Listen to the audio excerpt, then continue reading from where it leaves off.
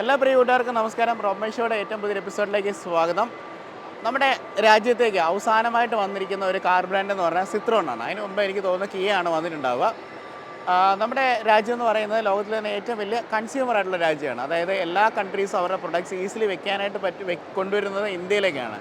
അപ്പോൾ അങ്ങനെ പുതിയതായിട്ടുള്ള ഒരു മൾട്ടിനാഷണൽ കാർ ബ്രാൻഡും കൂടെ നമ്മുടെ രാജ്യത്തേക്ക് വരികയാണ്. അത് വിയറ്റ്നാമിൻ്റെ നമ്പർ 1 ബ്രാൻഡായിരിക്കുന്ന ഇലക്ട്രിക് കാർ ബ്രാൻഡായിരിക്കുന്ന വിൻഫാസ്റ്റ് ആണ്. അപ്പം ഇതൊരു 2017 സ്റ്റാർട്ട് ചെയ്തിരിക്കുന്ന ഒരു കമ്പനിയാണ്. പക്ഷേ ഇന്ന് ലോകത്തിൻ്റെ പല ഭാഗത്തേക്കും വാഹനങ്ങൾ കയറ്റുമതി ചെയ്യുന്ന വലിയൊരു വാഹന നിർമ്മാണ കമ്പനിയായിട്ട് വിൻഫാസ്റ്റ് മാറിയിട്ടുണ്ട്. ഇവർ ഇന്ത്യയിലും വലിയൊരു ഇൻവെസ്റ്റ്മെൻറ്റിലേക്ക് വരുവാണ്. തമിഴ്നാട് തൂത്തുക്കുടിയിൽ ഒരു വലിയ പ്ലാന്റ് 400 ഏക്കറിൽ വലിയൊരു പ്ലാന്റ് അവർ കൊണ്ടുവരികയാണ്. അപ്പോൾ അവിടെ നിന്നായിരിക്കും വിൻഫാസ്റ്റിൻ്റെ പ്രൊഡക്ഷൻ ഇനി ഉണ്ടാവുക. അപ്പോൾ ഇന്ത്യയിലേക്ക് അവരിപ്പോൾ നിലവിൽ 2 പുതിയ മോഡൽസ് കൊണ്ടുവരുന്നുണ്ട്. VF6, VF7 ഇങ്ങനെയാണ് ഈ മോഡൽസിൻ്റെ പേര്. നിലവിൽ നമ്മൾ തിരുവനന്തപുരത്ത് ലുലു മാളിൽ ഇതിൻ്റെ വാഹനം ഡിസ്പ്ലേ വെച്ചിട്ടുണ്ട്. അതായത് ജസ്റ്റ് ആൾക്കാരോടൊന്ന് പറയാൻ വേണ്ടിയാണ്, ലൈക്ക് ഞങ്ങൾ ഇങ്ങനെ വരുന്നുണ്ട് എന്ന് ആൾക്കാർക്ക് ഒരു ഐഡിയ കൊടുക്കാൻ വേണ്ടിയാണ് ലൈക്ക് ഈ ബ്രാൻഡ് ഇവിടെ കൊണ്ടുവച്ചിരിക്കുന്നത്. അപ്പം ഇന്ത്യയിൽ തന്നെ 11 സ്ഥലങ്ങളിൽ മാത്രമാണ് ഇത്തരത്തിലുള്ള ഡിസ്പ്ലേകൾ മാളുകൾ ക്രമീകരിച്ചിരിക്കുന്നത്. അപ്പോൾ ട്രിവാൻഡ്രവും ആ ലിസ്റ്റിലുണ്ട്. ആദ്യത്തെ ലിസ്റ്റിൽ ട്രിവാൻഡ്രം ഉണ്ടായിരുന്നില്ല. പക്ഷേ ട്രിവാൻഡ്രം ഒരിക്കലും നമുക്ക് ഒഴിച്ചുവിടാൻ പറ്റാത്ത ഒരു സിറ്റിയാണ്. കാരണം കേരളത്തിൽ തന്നെ ഏറ്റവും കൂടുതൽ EV കാറുകൾ വിൽക്കപ്പെടുന്ന ഒരു സിറ്റി എന്ന് പറയുന്നത് തിരുവനന്തപുരമാണ് കണക്കുകൾ പ്രകാരം. അപ്പോൾ അതുകൊണ്ട് അവർ ട്രിവാൻഡ്രം ലുലു മാളിലും ഇത്തരത്തിലൊരു ഡിസ്പ്ലേ ഇട്ടിട്ടുണ്ട്. ഇന്ന് ഈ 2 കാറുകളുടെ വിശേഷമാണ് ഞാൻ നിങ്ങളോട് പറയാനായിട്ട് പോകുന്നത്. എൻ്റെ ഇടതും വലതും 2 കാറുകളാണുള്ളത്. ഒന്ന് VF6, ഒന്ന് VF7. അപ്പം നമുക്ക് എന്തൊക്കെയാണ് ഈ കാറുകളുടെ പ്രത്യേകത എന്ന് നമുക്ക് നോക്കാം. എൻ്റെ തൊട്ടിപ്പുറത്ത് കിടക്കുന്നതാണ് ഇവരുടെ പ്രീമിയം ആയിട്ട് വരുന്ന VF7 എന്ന് പറയുന്ന മോഡൽ. അപ്പോൾ ഇതാണ് വിൻഫാസ്റ്റിൻ്റെ ഏറ്റവും പ്രീമിയം ആയിട്ട് ഇപ്പോൾ നിലവിൽ അവർ ഇറക്കാൻ പോകുന്ന ഒരു വാഹനം. ഒരു ഫ്ലാഗ്ഷിപ്പായിട്ട് വരുന്ന മോഡലാണ്. VF7 എന്നാണ് ഇതിൻ്റെ പേര്. അപ്പോൾ ഇതിൻ്റെ ഒരു സെഗ്മെൻറ്റ് പറയുകയാണെങ്കിൽ ഒരു C സെഗ്മെൻറ്റിലേക്ക് വരുന്നൊരു വാഹനമാണ്. അത്യാവശ്യം നല്ല വലുപ്പമുള്ളൊരു വാഹനമാണ്. 4 മീറ്ററിന് മുകളിലുള്ള വലിയൊരു വാഹനമായിട്ടാണ് വരുന്നത്. അപ്പോൾ ഇതിന് ആക്ച്വലി 3 വേരിയൻസ് ആണ് അവർ പറയുന്നത്. ഈക്കോ പ്ലസ്, അതായത് നമുക്ക് ഈ കറക്റ്റായിട്ടുള്ള ഡീറ്റെയിൽസ് കൃത്യമായിട്ട് അവർ പറഞ്ഞിട്ടില്ല. ലൈക്ക് വിദേശത്ത് ഓൾറെഡി വിൽക്കുന്ന VF-ൻ്റെ ഫീച്ചേഴ്സ് വെച്ചിട്ടാണ് ഞാൻ സംസാരിക്കുന്നത്. VF7ൻ്റെ ഫീച്ചേഴ്സ് വെച്ചിട്ടാണ് പറയുന്നത്. ഈക്കോ പ്ലസ്, അതുപോലെ തന്നെ പ്ലസ് ഓൾ വീൽ ഡ്രൈവ്, അങ്ങനെ 3 വേരിയൻസിലാണ് ഉള്ളത്. അപ്പോൾ ഈ കിടക്കുന്നത് ഇതിൻ്റെ ഒരു ഓൾ വീൽ ഡ്രൈവ് ഉള്ള മോഡലാണ്. ഡ്യുവൽ മോട്ടറൊക്കെ വരുന്ന അടിപൊളി പവർഫുൾ ആയിട്ടുള്ളൊരു വാഹനമാണ്. ഇതിൻ്റെ ഒരു പവറൊക്കെ നമ്മൾ നോക്കുകയാണെന്നുണ്ടെങ്കിൽ ഏകദേശം ഒരു 310 ഹോഴ്സ് പവറോളം വരുന്നുണ്ട്. ലൈക്ക് അതുപോലെ തന്നെ ഒരു 500-ന് മുകളിൽ NM ടോർക്ക് വരുന്ന അത്രയും പവർ ഫിഗേഴ്സ് ഉള്ളൊരു വാഹനമാണ്. അതാണ് നമ്മൾ കണ്ടുകൊണ്ടിരിക്കുന്നത്. ഇതിൻ്റെ പ്രൈസിംഗ് ഒന്നും ഏകദേശം പറയാറൊന്നും ആയിട്ടില്ല. ലൈക്ക് എന്നാലും നമുക്ക് ഈ ഒരു പ്രൈസിംഗ് വരുന്നത് 25 ലാക്സിൻ്റെ ബ്രാക്കറ്റിൽ വരുമെന്നാണ് പറയാനായിട്ട് സാധിക്കുന്നത്. ഇതിന് നമ്മൾ ബാറ്ററി ഓപ്ഷൻസ് നമ്മൾ നോക്കുകയാണെന്നുണ്ടെങ്കിൽ ഈ ഒരു വാഹനത്തിലേക്ക് വരുന്ന സമയത്ത് ലൈക്ക് 59 അല്ലെങ്കിൽ 60 കിലോ വാട്ടിൻ്റെ ബാറ്ററി, അതാണ് രണ്ട് മോഡൽസ് ആണുള്ളത്. VF6 എന്ന് പറയുമ്പോൾ 60 കിലോ ബാറ്ററിയും VF7ലേക്ക് വരുമ്പോൾ 70 കിലോ ബാറ്ററിയാണ് വരുന്നത്, കിലോവാട്ടിൻ്റെ ബാറ്ററിയാണ് വരുന്നത്. അപ്പോൾ ഈ ഒരു വാഹനത്തിൻ്റെ റേഞ്ച് എന്ന് പറഞ്ഞാൽ ഒരു 450 കിലോമീറ്ററൊക്കെ ആയിരിക്കാം ഈ ഒരു വാഹനത്തിൻ്റെ റേഞ്ച് എന്ന് പറയുന്നത്. അപ്പോൾ ആ രീതിയിലാണ് ഇത് കൈകാര്യം ചെയ്തിരിക്കുന്നത്. ഇതിൻ്റെ തൊട്ട് ലോവർ ആയിട്ടുള്ള ഏറ്റവും ബേസ് വേരിയൻറ്റിലേക്ക് വരുമ്പോൾ, ഈക്കോ എന്ന് പറഞ്ഞ ഒരു വേരിയൻറ്റിലേക്ക് വരുമ്പോൾ 60 കിലോ വാട്ടിൻ്റെ ബാറ്ററിയാണ് വരുന്നത്. നമുക്ക് ഈ ഒരു വാഹനത്തിൻ്റെ ഡിസൈനിനെ കുറിച്ച് നമുക്ക് സംസാരിക്കാം. വിൻഫാസ്റ്റിൻ്റെ ഡിസൈനുകൾ കൂടുതലായിട്ട് ചെയ്തിരിക്കുന്നത് പിനിൻഫെറിന എന്ന് പറയുന്ന ഒരു കമ്പനിയാണ്. ലോകത്തിലെ ഏറ്റവും വലിയ ഡിസൈൻ സ്റ്റുഡിയോ ആണ്. ലൈക്ക് നമ്മുടെ പോർഷെ, BMW പോലുള്ള കാറുകൾ, ഫെരാരി പോലുള്ള കാറുകൾ ഡിസൈൻ ചെയ്യുന്ന ഒരു ഡിസൈൻ സ്റ്റുഡിയോ ആണ്. അതുകൊണ്ട് തന്നെ ഒരു പ്രീമിയം ആയിട്ട് വരുന്ന ഒരു ഇലക്ട്രിക് ഫാമിലി SUV ആയിട്ടാണ് ഈ വാഹനത്തിനെ അവർ കണക്കാക്കുന്നത്. അങ്ങനെ അടിപൊളി സ്റ്റൈലിഷ് ലുക്കിൽ വരുന്നൊരു വാഹനമാണ്. ഇതിനകത്തേക്ക് വരുന്ന സമയത്തേക്ക് ഒരു ലെവൽ 2 അഡാസ് ഫീച്ചേഴ്സ് കൊടുത്തിട്ടുണ്ട്. അതിൻ്റെ ക്യാമറയും കാര്യങ്ങളും നമുക്ക് അവിടെ കാണാനായിട്ട് നമുക്ക് സാധിക്കും.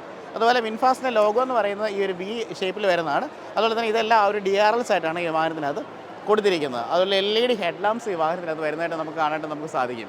അപ്പം ഇനി നമുക്ക് ഇതിൻ്റെ ഒരു സൈഡ് പ്രൊഫൈലിലേക്ക് വരാം. സൈഡിലേക്ക് വരുന്ന സമയത്തേക്ക് നമുക്ക് ഈ ഒരു വാഹനത്തിൻ്റെ ടയർ സെറ്റ്സിലേക്കൊക്കെ വരുവാണെങ്കിൽ ഇതിൻ്റെ 19 ഇഞ്ച് പ്രൊഫൈൽ വരുന്ന ടയേഴ്സാണ് വരുന്നത്. നല്ല അലോയ് വീൽസും കാര്യങ്ങളൊക്കെയാണ് വാഹനത്തിനകത്ത് പ്രൊവൈഡ് ചെയ്തിരിക്കുന്നത്. അപ്പോൾ ഈ ഒരു വാഹനത്തിൻ്റെ മിററിലേക്ക് വരുവാണെന്നുണ്ടെങ്കിൽ ഇതിനകത്ത് നമുക്കൊരു ബ്ലാക്ക് ആൻഡ് ചെയ്ത മിറേഴ്സാണ് വരുന്നത്. അതായത് ടേൺ ഇൻഡിക്കേറ്റേഴ്സ് കൊടുത്തിരിക്കുന്നതായിട്ട് കാണാം. 360 ഡിഗ്രി ക്യാമറ വന്നിട്ടുണ്ട്. അപ്പോൾ ഇത്രയാണ് മിറേഴ്സിനെ കുറിച്ച് പറയാനുള്ളത്. പിന്നെ A പില്ലറും B പില്ലറും ഒക്കെ നമ്മുടെ കാണാനായിട്ട് പറ്റും. ഇവിടേക്ക് ഒരു ബ്ലാക്ക് ആൻഡ് ചെയ്ത ഭാഗമാണ്. ബോഡി കളർ ഒരു ഗ്രേ ആയിട്ടാണ് വരുന്നത്. ഏകദേശം 5 ടോൺ കളേഴ്സ് ഇതിനുണ്ടെന്നാണ് പറയപ്പെടുന്നത്. ഇതിനകത്ത് അങ്ങനെ ഒരു റൂഫ് റെയിലോ അങ്ങനെ സംവിധാനങ്ങളോ ഒന്നുമില്ല. പക്ഷേ ഒരു ഷാർഫിനായിട്ട് നമുക്ക് ടോപ്പിൽ നമുക്ക് കാണാനായിട്ട് നമുക്ക് സാധിക്കും. ശ്രദ്ധേയമായിട്ടുള്ളൊരു കാര്യം എന്ന് പറഞ്ഞാൽ വാഹനത്തിനകത്ത് ഫ്ലഷ് ആയിട്ട് വരുന്ന ഡോർ ഹാൻഡിൽസാണ് വാഹനത്തിനകത്ത് പ്രൊവൈഡ് ചെയ്തിരിക്കുന്നത്. ഫ്രണ്ടിലും ബാക്കിലും ഡിസ്ക് ബ്രേക്കുകളാണ് വാഹനത്തിനകത്ത് പ്രൊവൈഡ് ചെയ്തിരിക്കുന്നത്. ഇതൊരു പെർഫോമൻസ് ആയിട്ട് വരുന്ന ഒരു വാഹനമായിട്ടാണ് കാണുന്നത്. കാരണം ഇത് ഓൾ വീൽ ഡ്രൈവ് എന്ന് പറയുമ്പോൾ 500 NM ടോർക്കും 310 ഹോഴ്സ് പവർ എന്നൊക്കെ പറഞ്ഞു കഴിഞ്ഞാൽ വെടിക്കെട്ട് പോക്കായിരിക്കും ഈ വാഹനം പോവുക. അപ്പോൾ ഇതിൻ്റെ ഒരു പുറകിലേക്ക് വരുവാണെങ്കിൽ ശരിക്കും പറഞ്ഞാൽ ഒരു ചെറിയൊരു കൂപ്പേ ഡിസൈൻ ഉണ്ട്. കാരണം റൂഫൊക്കെ ഇച്ചിരി ചെരിഞ്ഞിറങ്ങിയാണ് വരുന്നത്. ഇവിടെ ഒരു സ്പോയിലർ കാണാം, ഹൈ മൗണ്ട് സ്റ്റോപ്പ് ലാമ്പ് ഉണ്ട്, D4 ഉള്ള ഗ്ലാസ്സുകൾ നമുക്ക് കാണാം. അതുപോലെ നമുക്ക് ഈ ഒരു V ഷേപ്പിൽ വരുന്ന ആ ഒരു LED ടെയിൽ ലാംപ്സ് തന്നെയാണ് വാഹനത്തിൽ കൊടുത്തിരിക്കുന്നത്. ഫ്രണ്ടിലെ ലൈറ്റ്സ് എങ്ങനെയാണോ അതേപോലെയുള്ള ടെയിൽ ലാംപ്സ് തന്നെയാണ് വാഹനത്തിനകത്ത് കൊടുത്തിരിക്കുന്നത്. ഇവിടെ ആ ലോഗോയും നമുക്കിവിടെ കാണാനായിട്ട് നമുക്ക് സാധിക്കും. ബൂട്ട് സ്പേസ് ഒന്നും ഡിസ്ക്ലോസ്ഡ് അല്ല, പക്ഷേ ഏകദേശം 500 ലിറ്റേഴ്സോളം ബൂട്ട് സ്പേസ് ഉണ്ടെന്നാണ് നമുക്ക് പല ആർട്ടിക്കിൾസും വായിക്കുമ്പോൾ മനസ്സിലാകുന്നത്. BF7 എന്നുള്ള ബാഡ്ജിങ് നമുക്കിവിടെ കാണാം. അതുപോലെ മനോഹരമായിട്ടുള്ള ഒരു ബാക്ക് ബമ്പറും ഒക്കെ ഇവിടെ പ്രൊവൈഡ് ചെയ്തിട്ടുണ്ട്. അപ്പോൾ ഇതൊക്കെയാണ് ഈ വാഹനത്തെക്കുറിച്ച് പറയാനുള്ളത്. 480 കിലോമീറ്റർ റേഞ്ച്, 70 കിലോ ബാറ്ററി, അത്യാവശ്യം പവർഫുൾ ആയിട്ടുള്ള ഈ പറയുന്ന ഡ്യുവൽ മോട്ടർ വരുന്നൊരു മോഡലാണിത്. ഇനി അടുത്തൊരു മോഡൽ എന്ന് പറഞ്ഞാൽ ഇതിന് തൊട്ട് താഴെയുള്ള BF6 ആണ്. അപ്പോൾ 60 കിലോ ബാറ്ററിയാണ് വരുന്നത്. അതും ബ്യൂട്ടിഫുൾ ആയിട്ടുള്ള ഒരു വാഹനമാണ്. അപ്പോൾ അതിൻ്റെ ഡീറ്റെയിൽസ് നമുക്ക് നോക്കാം. അപ്പോൾ ഇതാണ് വിൻഫാസ്റ്റിൻ്റെ VF6 എന്ന് പറഞ്ഞ മോഡൽ. ഇത് കുറച്ചുകൂടെ ഒരു ബഡ്ജറ്റ് ലെവൽ ആയിട്ടുള്ളൊരു മോഡലാണ്. കാരണം നമുക്ക് ഏകദേശം ഒരു 20 ലക്ഷം രൂപയ്ക്ക് അകത്ത് കിട്ടുന്ന ഒരു മോഡലാണെന്നാണ് നമുക്ക് അറിയാനായിട്ട് സാധിക്കുന്നത്. വിലയൊന്നും പറഞ്ഞിട്ടില്ല കേട്ടോ. നമ്മുടെയൊക്കെ ഒരു കണക്കുകൂട്ടലും കാഴ്ചപ്പാടൊക്കെയാണ്. കാരണം ഇന്ത്യൻ മാർക്കറ്റ് പിടിക്കണമെങ്കിൽ നിലവിലുള്ള കോമ്പറ്റീഷൻ ഭയങ്കര ടൈറ്റ് ആയതുകൊണ്ട് ഇവർ പ്ലേസ് ചെയ്യാൻ പോകുന്നത് 20 ലാക്സിനകത്തായിരിക്കും. 60 കിലോ വാട്ട് ബാറ്ററിയാണ് വാഹനത്തിനകത്ത് വരുന്നത്. ഏകദേശം 400-420 കിലോമീറ്ററാണ് റേഞ്ചായിട്ട് പറയുന്നത്. പിന്നെ ഈ വാഹനത്തിൻ്റെ പ്രത്യേകത എന്ന് പറഞ്ഞു കഴിഞ്ഞാൽ ഇതും ഈ പറയുന്ന പോലെ ഇതൊരു ശരിക്കും പറഞ്ഞാൽ ഒരു B സെഗ്മെൻ്റ് ആയിട്ട് വരുന്നൊരു വാഹനമാണ്. ഒരു 4 മീറ്ററിന് എബോവാണ്. ഒരു 4200 മില്ലിമീറ്ററൊക്കെ ലെങ്ത് വരുന്നൊരു വാഹനമാണ്. അപ്പോൾ ഈ വാഹനം വളരെ സ്പോർട്ടി ആയിട്ടുള്ള ലുക്കുകളും കാര്യങ്ങളൊക്കെയാണുള്ളത് കേട്ടോ. ഈ വാഹനത്തിനകത്ത് ADASും അതുപോലെ തന്നെ സേഫ്റ്റി ഫീച്ചേഴ്സ് എല്ലാം പാലിക്കുന്ന ഒരു വാഹനമാണ്. ഇത് വിയറ്റ്നാമിൽ ഏറ്റവും കൂടുതൽ വിൽക്കുന്ന മോഡലുകളിലൊന്നാണ്.